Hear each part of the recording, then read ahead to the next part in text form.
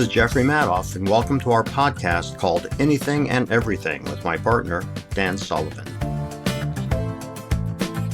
I so often hear the phrase, I want to create value. And, that's kind of an entrepreneur's mantra. I'm creating value. Mm-hmm. But I think what they're really doing, first of all, is creating the value for themselves, which is the pursuit of whatever that is. And that they aren't that altruistic. There's a satisfaction that they're getting beyond money. And we're talking now about those emotional things that are beyond money or separate from money. Mm-hmm. Whether they're trying to prove themselves to a parent or who knows. But there's a lot of things that feed into that. And so as I've been around more entrepreneurial groups and at these conferences and so on, and I hear everybody's mantra being, I want to provide value. I want to create value for other people. I'm thinking, that's down the list. First of all, what I think you want to do is create a situation, circumstance, and ecosystem for yourself so that you can have a platform of sorts. Doesn't mean to espouse beliefs. It means to consume your activity and angst and everything else. Does that resonate at all? Well, the other thing is quite a bit from where it ends. You can come back to the beginning. And I think that there is a difference in entrepreneurs from other people. My sense is that it starts early and way earlier than your late teens or your 20s. I think it starts at childhood stage. And I think it has to do with being different, that you actually strive to be different, where a lot of kids strive to fit in, they strive to belong. I think the person who generally 20 years later will become an entrepreneur actually has a real zest for doing things differently, being different, being seen as different.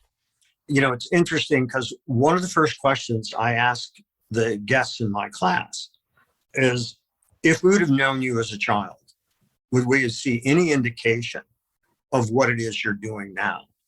And most of them say yes. There are those, not an insignificant number, but I would say maybe 20%, if that, say no, nobody would have ever guessed this path. And I have friends like that. Good friend of mine, Tom Giampetro, who became very successful in high school education in California. And he went to junior college. He was not a good student. And we saw each other at our 50th reunion. And we had talked before, he was principal of the year. He had been teacher of the year. He'd had all these great accomplishments.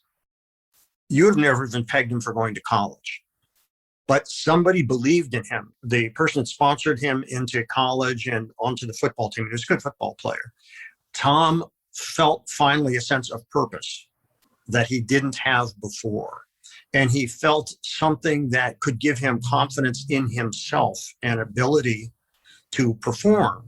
And, that happened early in life. I'm not going back to the earliest, like what you're talking about. I want to get to that.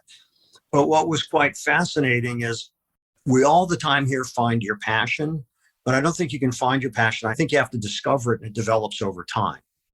I said to him, Tom, if I'd have listed the 500 people from our high school that would have gone on to a successful academic career, you would not be on that list. And he cracked up. And he said, I wouldn't put myself on the list either.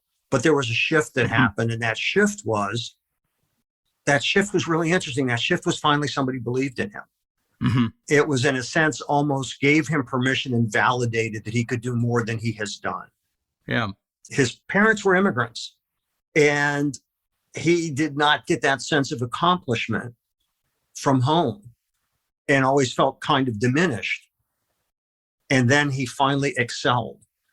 That was very interesting to me because it goes back to what you were saying about, trying to prove something to somebody. Well, what about yourself? Because I may be completely wrong here, but I can easily picture you as a 6-year-old. Yeah, my hair was darker and I had more. My feeling is that if I saw a 6-year-old Jeff and looked at him and, had a chance to, just watch you in action for hours, playing with other people, doing work and everything. My sense is that you could very easily see what it looks like 60 years later, 65 years later.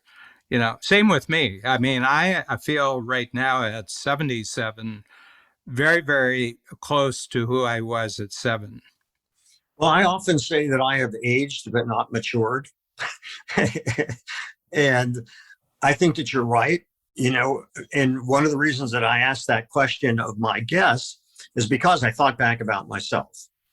I had a movie theater in my basement when I was 10 years old. I used to draw the posters, print them out. Remember little printing presses where you put the little rubber letters in those little metal trays and put it on and you crank them out? And I'd put them up around the neighborhood. I would rent films.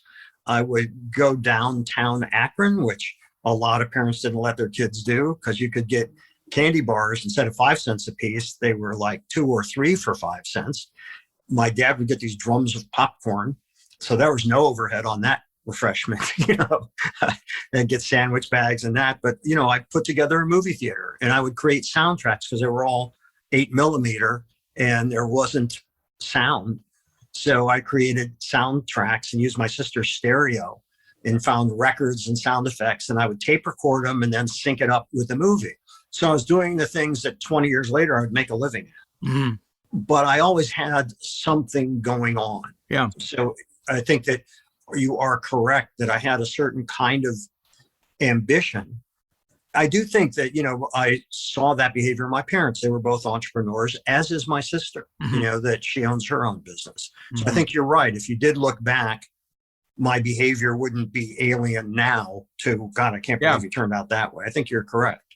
I come down to the name of your book is Creative Careers. And it seems to me that the purpose for going in that direction, because very few people actually do, and I've been around entrepreneurism since the early 70s. And the percentage of people who qualified for being called entrepreneurs in 1974 is no different than the percentage of people today. Population's a lot bigger, so you see more of them, but it's just that the population is much bigger and they're quantitatively bigger, but as a percentage, they're not bigger. And I think the reason why a lot of people say they want to be entrepreneurs and others stick with it until they actually do become an entrepreneur has to do with you have a passion for freedom. My whole attitude is that the correct starting point for any entrepreneurial career is an unusually greater and unusually unique passion for personal freedom. Interesting. Would you say another way of stating that is, I want to do what I want? Well, for example, the other 10-year-olds in your school near Akron weren't doing that. Mm-hmm. They were going to a movie theater and paying it. They actually came to your movie theater and paid you. Okay. And they'd be happy with that experience. Mine wasn't along those lines, but I figured out how to make extra cash at a very early age. I had a real nose for being useful. You could be around adults. And one of the things I noticed, and this goes back very, very early in my life, that adults didn't have it all together. And that being an adult was very complicated business. I once said to my father, I was around 14 or so, I had a very close relationship with my dad. And I said, Dad, it seems to me that adults are just fucked up older kids. And he laughed and said, you're right. And I think that, so many people, we see them no matter what age, they're basically acting out from whatever the formative experiences were when they were younger. Some are able to mask it better as they get older, but it is basically acting out. So I think that who we fundamentally are, in most cases, doesn't change past a certain point. Yeah. Newborn babies, they're just full of brain cells and synapses. It's in the trillions, the possible combinations. But by 7 or 8, they've lost half of it. They've already gone in a particular direction, and it's like a spring coming up at the top of the mountain. But the water doesn't go evenly on all sides going down the mountain. It finds certain paths. So, it might be out of 360-degree possibilities, it might be 5 places where the water actually goes down. And so my sense is that our interaction with experience and what our brain makes of what's happening to us, because it's all brand new. But my sense is that you get a hold of some certain basic experiences when you're little. Then you keep using new experience to actually build what's right at the center. And I think that actually happens before we're conscious. 6 or 7 is usually when they say that a child can kind of do 2 things. One is they see themselves as really different from other people. And the other thing is they have the ability to actually reflect on the fact that they're thinking. Well, and so what's interesting about what you said is I look at creativity very much tied to that, because when you are young and you're in school, and conformity for the sake of control of the classroom, everything is very much praised, and those that aren't conforming are considered problems. And I think that one of the things that enhances creativity, when you talk about when you're a kid, everything's new. So it's all exciting. It's all new. You're processing new stuff all the time. But then people stop. It's been 5 years since they read a book. They haven't been to a movie in 2 years. They haven't seen a play in 6 years. And when's the last time you went to a museum? Oh, God, I don't even remember. But what I think is that you can stay vital if you constantly are creating those new dots to connect in your brain by constantly putting yourself in the position to have novel experiences. I think that happened when we were younger in the 60s and people started doing psychedelics and all of that. I think that was mistaken for somehow opening these new doors, the Aldous Huxley doors of perception with LSD. But in fact, what I think it is I think you can do that through the kinds of experiences you can try to obtain by putting yourself out there, which I think most people are very reluctant to do. Yeah. We were basically off for 10 days. We have a cottage up north, so we went up there, and I got into a history book. And the Second World War is my favorite area of history because I was born during it. And this actually corresponded to the history that this book called Twilight of the Gods by a tremendous writer. He's a naval historian, but he's just writing about from June, July of 44. So I was born in May of 44 to the peace agreement on the battleship Missouri. He was just talking about exciting, wouldn't really do justice to what the experience of these 18 to 25-year-olds were experiencing, 18 to 30-year-old probably experiencing. It was like the clash of the cosmic gods. I mean, the forces that were clashing with each other. And as an individual, you had no importance whatsoever. I mean, you had no importance, but you were part of something where you were operating at a very, very heightened level of awareness, either fear or excitement. It could be just awful, or it could be just amazingly uplifting what they were doing. And then it ended. It just ended. Some of them had been at it for 3 or 4 years. They had been in action, but they were still in their 20s. Okay. And some of them had gotten married at the last moment, the last month before they went off. And they had been writing back and forth.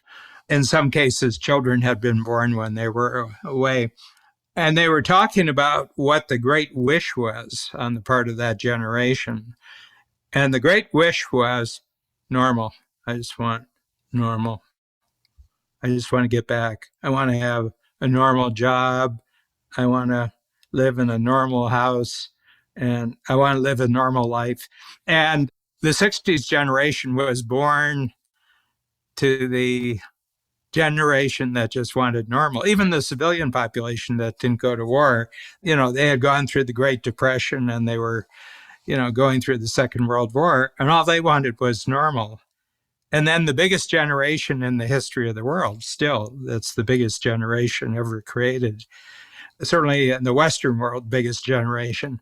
So they're born into it and they have to compete for everything. So you were born in the competitive generation. I was born before you. I was born into the abundance world. You got to school and there was more than enough teachers. There was more than enough supplies. There was more than enough time. You could get special treatment. And when you got into the job market, there were more jobs than there were to fill. 4 years later, it wasn't true at all. It was just huge competition. And I think the 60s, what you had combining was kids who had really, really grown up being told, don't fight normal. Normal is good. Normal is great. Normal is really great. But they were the most competitive generation ever just because of numbers. They were competing for attention. They were competing for resources. They were competing for opportunities. And that's the sheer difference between when I was born and when you were born, like 4 years later, 5 years later. Yeah, it's fascinating. And because I also think that what our parents grew up with was oftentimes, my parents were different because they were entrepreneurs, but that a job could be a career and that you had the stability that you could have that job for the rest of your life.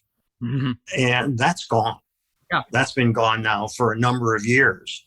And it's a whole different way of looking at how one's life unfolds. Mm-hmm. Because now, where it used to be considered bad on a resume to see that a person had worked 8 different places in 15 years, now it's pretty common. Mm-hmm. And the question becomes, why do people shift? Because it's very costly to a company to bring somebody into their culture and know that they can perform. Mm-hmm. It behooves them to maintain, good employees, because the cost of replacing a good employee is really high for the first couple of years. Well, that's 1.5 salary generally. Right. And you get them trained and then they're gone again. Yeah. But it's a whole different way that our society is forming, where there is a greater breadth of different experiences, and where that used to be looked at as bad, now it's looked at as broadening, and it's probably somewhere in the middle. But let's just play back what you were talking about at 10 years old. What year were you born in? 49. 49. Okay, so at 10, you were 59. It was 1959. But wasn't the path that you were staking out for yourself and exploring and pushing forward on unique among the kids that you grew up in grade school? Yeah, pretty much, yes. There were other kids in the neighborhood that we would shovel driveways together in the winter. So me and Jimmy Zipper, when it snowed, that was a great opportunity because we didn't have to go to school and we could go door to door and shovel driveways. And, at a young age, get some cash. You end up at the end of the day with $50 each. That was big. That was very big. But in terms of the kind of setting up a business, one could argue that that's a business. Mowing lawns, which I did, having a paper route that I did. Probably having a paper route was the most different in the sense that I was buying wholesale, if you will, and selling papers retail. I did it for 2 years. It shocked me. I had to pay for my first set of 70 papers. Yeah. I had to pay for it. So you couldn't be hired unless you had the cash to buy. Well, it'd be the first week. And then you were hired basically on a weekly basis. And you were the entrepreneur because it was your cash flow that paid for the next week. Yeah. And you had to buy goods, deliver them, collect the money. Yeah. It was actually a real business when you think about it. Yeah. In looking back, I didn't think of it that way then. But looking back, that was quite formative because there were people that wouldn't pay. And it was rain or shine. That's right. That's right. And at a particular time every day. Yeah. So, people counted on getting their newspaper delivered before they got home for dinner. Yeah. And then early Sunday morning, that was the shift. So go back to my freedom thesis here. What were you doing with the theater and what were you doing with any job that you could do that generated cash? What were you doing from the standpoint of freedom? I think it was the ability to, first of all, do things that I liked doing. So when I started the theater in the basement, I liked doing it. I liked mixing the audio tracks. I liked selecting the films. I liked designing the posters. I liked all that stuff. So getting paid gave me the ability to continue doing what I liked doing. Mhm. When I got different kinds of jobs, like being a shoe salesman and doing door-to-door sales, which was another amazing learning experience, which I'm sure doesn't even happen anymore. I don't know if you know this, or I may have mentioned it to you in our many conversations, that I was a Fuller Brush man and set a sales record for Fuller Brush. But the money allowed me basically to do what I wanted. Yeah. It wasn't like I wanted to buy a car. I just wanted to be able to do stuff I wanted to do. Well, essentially, you wanted to buy your time. Yeah. Yeah. You quote me earlier in the book, The Four Freedoms. And my sense is that the first thing is that when you start first grade, your time is taken away from you. 1 to 6, things are pretty good. 1 to 6. The only problem is you don't have a conscious enough brain to actually know what a good deal you have. That's right. Yes, youth is wasted on the young, as they say. Yeah. And then they stick you in a room, they stick you in a desk, and you're factoryized. Basically, it's, what the educational system, the public educational system is to actually habituate children early to the kind of repetitive work that they were going to have to do later. Absolutely. Yeah. In Mrs. Kennedy's third grade class, I would usually finish the math quizzes first. So she would say to me, Jeff, you can take the erasers and go clean them. So get me out of the classroom, right? And there was like this freedom. Yeah, but there was this vacuum thing that you would put the erasers, the chalk erasers on. You remember they were like felt rectangles, and you put it over this vacuum to suck all the chalk out of it, and you'd cough, and it was not a pleasant experience. The second time I did this, I came back to the classroom and I said, Mrs. Kennedy, I have a question. She said, what's that? I said, I'm finishing first. You're giving me this as a reward for finishing. I get to go out of the classroom, but it seems like a punishment. This isn't any fun. I'm breathing in chalk and getting it all over my clothes, and the vacuum is really loud. Is this a punishment? Because it makes me not want to finish first anymore. If that's the reward, I don't want to do that, So I think that what came to me is that I had to define what a reward was for me. She may have thought that was a reward for me. That seemed like punishment. You're giving me more work and the work's unpleasant. So what's my incentive to do what I was doing efficiently and quickly? You're killing that incentive. Yeah. Can I ask you a question about the comparison? This would be 1950s that you're talking about. Yeah. And today, that someone like you is a potential danger in the classroom. Yes, I was. My teachers either really liked me or really disliked me. And the reason is they're geared to handle quantity. They're not geared to handle quality. Well, it's a nice way of putting it. It's a nice way of putting it. I mean, they're graded as teachers on how they handle the quantity, how they move most of the students forward. I had basically all nuns for 12 years. They worked really hard. I mean, they were very dedicated. I mean, I don't have any bad thoughts at all about the system I went through. Almost all the fundamental skills that make me a good entrepreneur, I learned in the first 3 or 4 years. Reading, writing, arithmetic. I mean, if you can read, you can write, and you can basically talk, and arithmetic, you're on your way to being an entrepreneur. You get the basic training. That's right. Yeah, and it was good training. And the thing that I'd like to say about this, but you weren't normal. And what are you going to do with that? See, here's the big question. Our brains are not fully formed until about 24. They're finding more and more that even 20-year-olds, they're still childlike. From a brain function, they don't have the emotions and the rational skills integrated yet until about 24. But you're talking much younger. You're talking, 10, 11, like that. And what do you do with the fact that you're not normal? I don't mean you're weird. I don't mean you're strange or anything else. But not once in the conversation so far, if you mentioned how you hung out with all these other kids and you went and socialized, you haven't said anything about other kids here except finding somebody to work with when you're clearing snow. Well, in fact, I had a lot of friends. And as you met when you came into New York for the play, some of those friends that I've known since I was a little kid came in for that. And I've been fortunate that I have maintained my close friendships for a lifetime.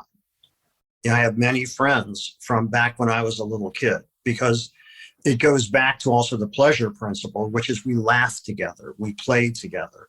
And I place a very, very high value on that.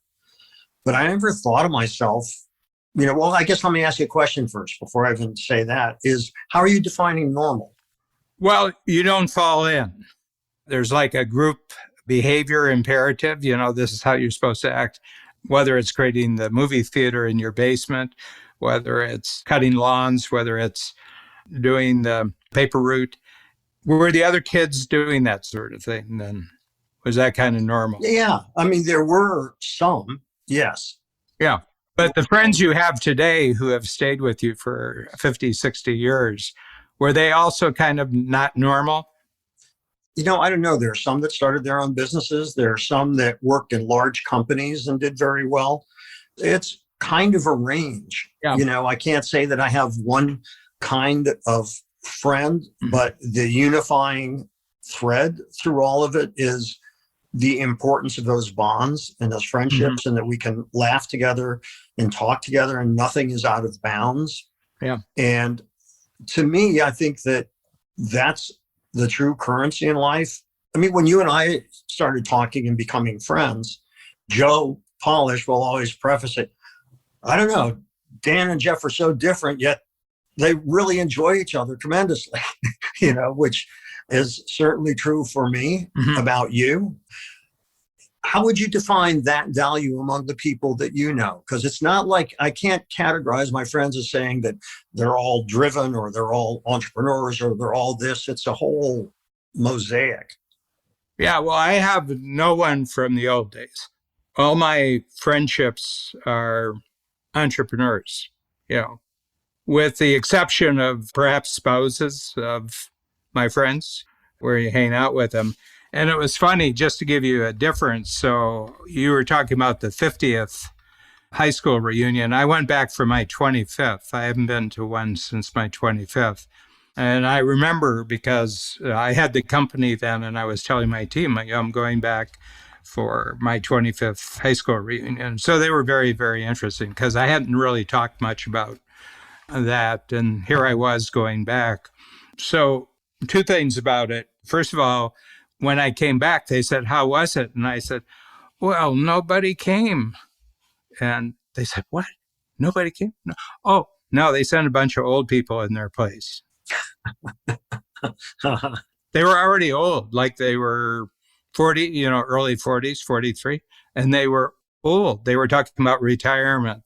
The years were weighing very heavily on them. They didn't have many years as far as I was concerned.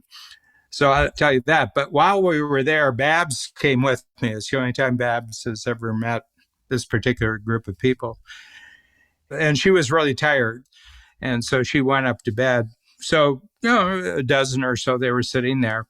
And what they were bringing up were scandals that had happened, usually of a sexual nature, which had happened. Usually it involved a coach or an organist. Usually that was the thing. And they were talking about all these scandals.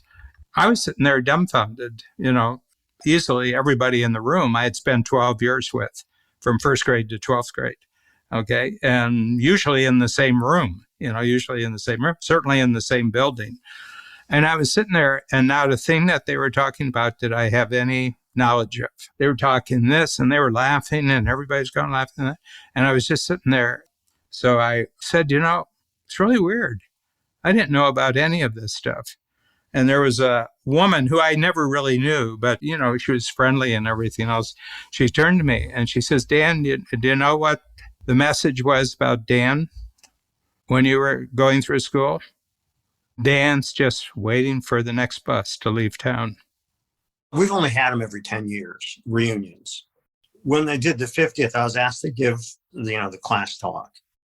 And I didn't want to get into politics. I didn't want to get into religion. I didn't want to get into anything like that. I wanted to get into the things that bonded us together and the common experiences that we had had. And I sent out these questionnaires, which I got, a surprising number of responses to. So I asked about 25 questions. Some people wrote a sentence. Some people really wrote like an essay. And it was fascinating to be at that crossroads where all these things came in. And then I wanted to weave this tapestry of who we were and who we are. And there were many people, that was the first reunion 50 years later. That was the first reunion they ever went to. And there was damage that had been done to them. 50 years ago, they still carried with them. But at this point, everybody was coming back to not only sort of check everybody else out. Like I remember at our 20th, especially at our 10th, people were like in the brag mode of, what they were doing and all those who could brag. By the 50th, everybody was there to have a common experience because like you, most of us had gone from kindergarten through high school with a significant portion of the people there. And it was really interesting. It was really interesting because back to your earlier point, I think that we carry things with us, try to prove things to people, all of these things. And that starts really young. And most of us don't shed that. There's a kind of, if you will, PTSD because the traumatic experiences stay with us. So one of the people that wrote back says, I'm not coming to the reunion. I had a horrible time in high school.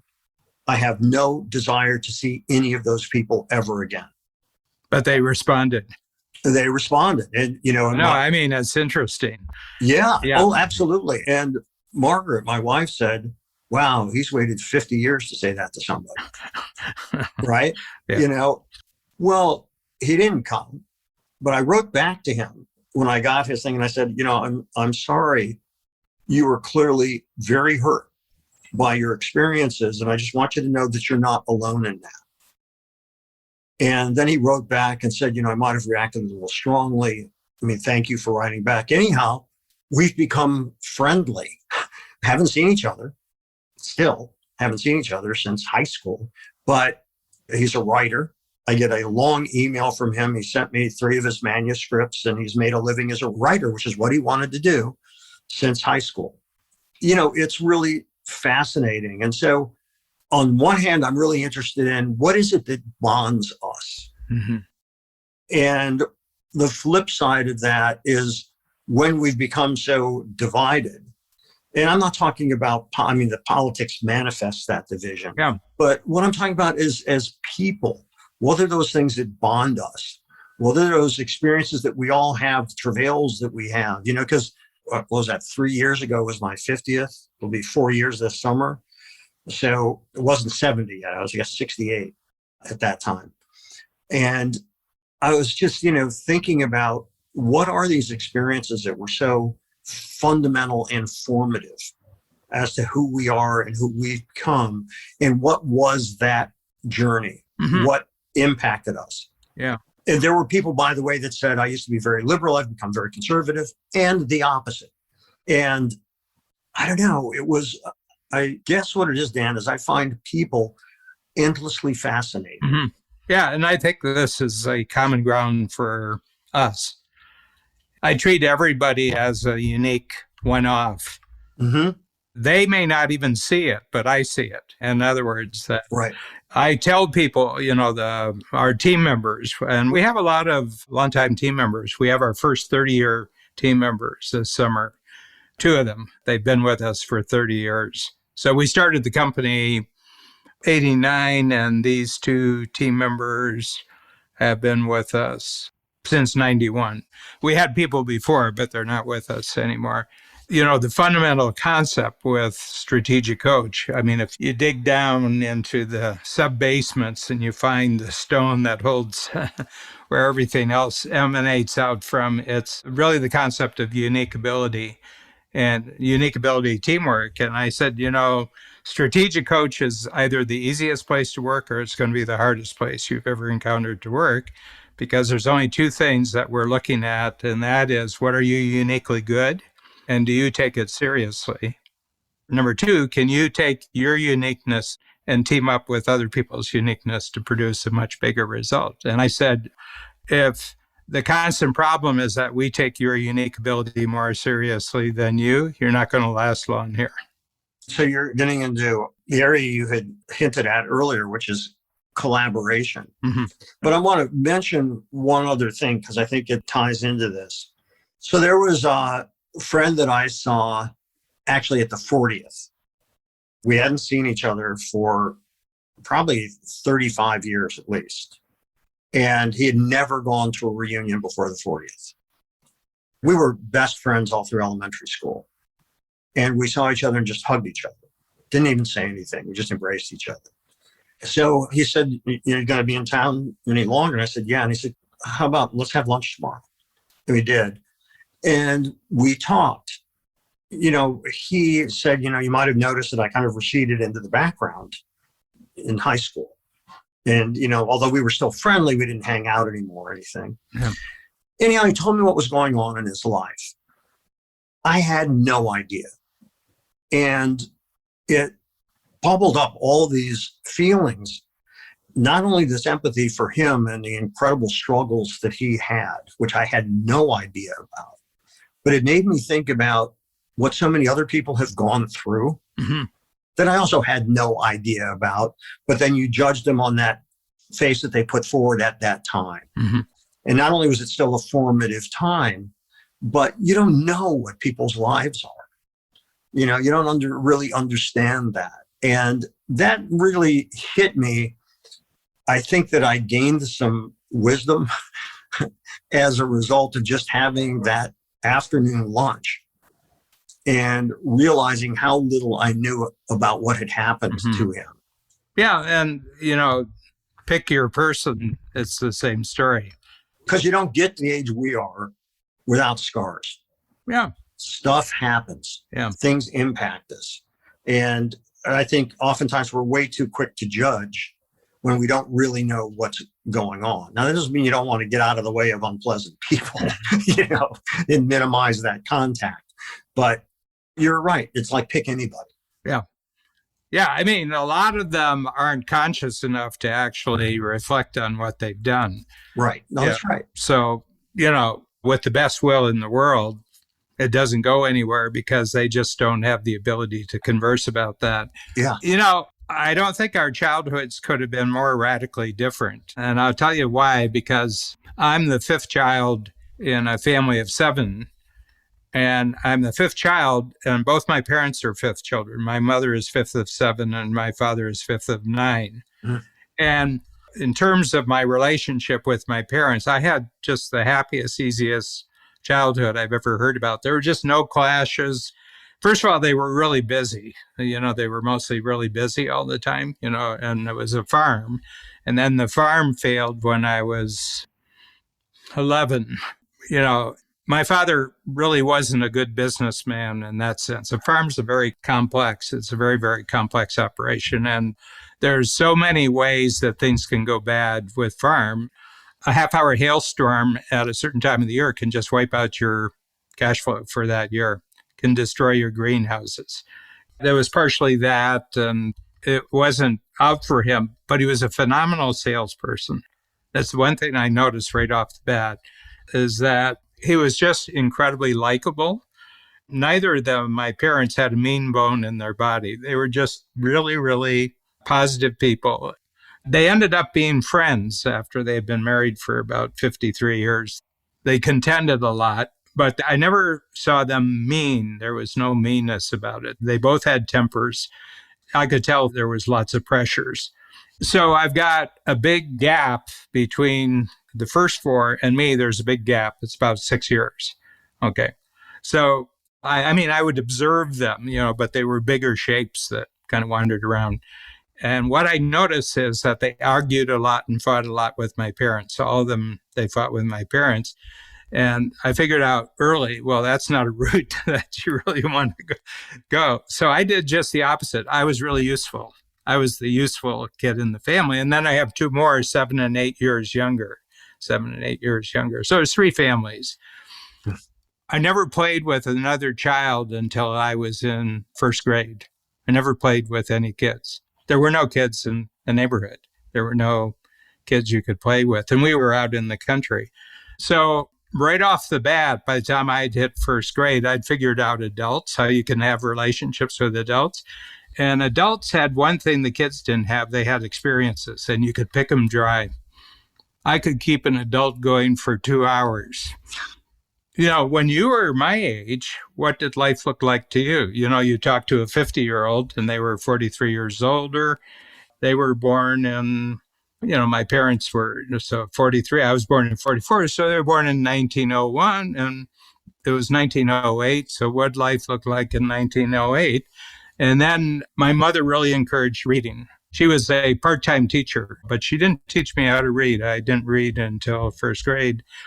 But I really fell in love with the encyclopedia, the Britannica. We had a fairly good Encyclopedia Britannica.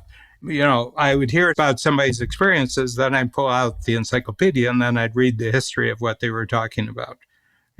They were born when Roosevelt had been president, Theodore, and then I read about Theodore, and then I, read about the First World War. So I kept having these conversations with adults, and they would direct me to backup knowledge I could learn about.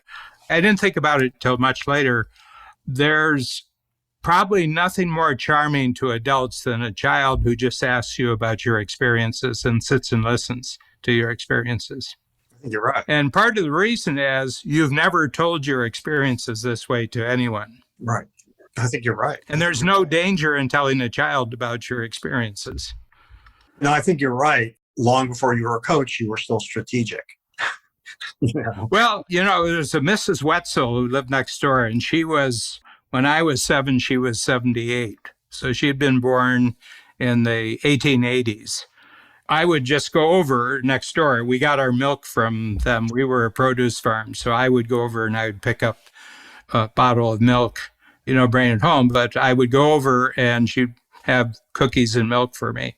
And I'd sit and talk to her. And I said, well, what's it like growing up on a farm where you don't have any electricity, you don't have any tractors, you don't have radio, you don't have telephone and everything else? And she told me. And, it was a very full life. I mean, when something hasn't been created yet, you don't miss it. Right. That's right. Well, so you're touching on something else that I think we share, which is insatiable curiosity. Mm-hmm. And it can be about anything. Yeah. Anything and everything. There you go. But, there were always older people in my life. There was a man named Mr. Castanero, and I went with my dad's best friend, Dr. Palchik, who was a very eccentric guy. And he was an extraordinary dentist. And the reason I say extraordinary dentist is in the 4 dentists I've been to since, that's when I knew I was becoming an adult, when I was paying my own dental bills. And then at a certain point, I was older than my dentist, so that was weird. That was weird too. But without fail, the dentists I've had since him were, who did your dental work? Because he was just that good. And he pioneered some practices and so on. But he was a very eccentric guy. So he would pull into our driveway, flash the lights, and this could be at 1 a.m. And he'd flash the lights. Then my dad would go downstairs and it would wake me up and I'd go down and, and it was like they were just friends and I was like friends with them, so to speak. Anyhow, Patrick was getting his stereo fixed. And then he took it to Mr. Castanero's. He said, you want to come with me? And I went with him. This guy's garage was all filled with electrical equipment. And his basement was just this maze of stuff and electronics from the 20s and the 30s and 40s, and then contemporary stuff. And contemporary then was middle 60s, but amazing. Well, I became friends with Mr. Castanero. And so I'd ride my bike over there and assist him in fixing things. And he would tell me stories about what he did. And not unlike you, I'd ask them questions about, wow, so when things went from tubes to transistor, did you have to relearn how to fix everything? And, all of that. And it was really some of those older friendships that I had were so formative and meaningful to me because they had a vast life experience like the dairy farmer near you that you didn't have. And so it was all new. Mm-hmm. And it goes back to what we were talking about earlier today is other dots are forming and new constellations of ideas can form the more stuff you hear about. So I think if you stay mentally stimulated and stay curious, there's a lot good that can happen. Well, it brings up then probably a topic for our next session, which is you have sort of this internal universe that you've created in childhood and teenage years, and it fascinates you. But you hear reports from what life is like when you go out into the workplace, and you can't get paid for any of that stuff. You can't get paid for being curious in the way that you want to be curious. Right. Again, I'm voting strongly, just having kind of specialized in one kind of character for close to 50 years, which are entrepreneurs, especially ambitious, creative, and cooperative entrepreneurs. Those are my three qualities that I'm looking for.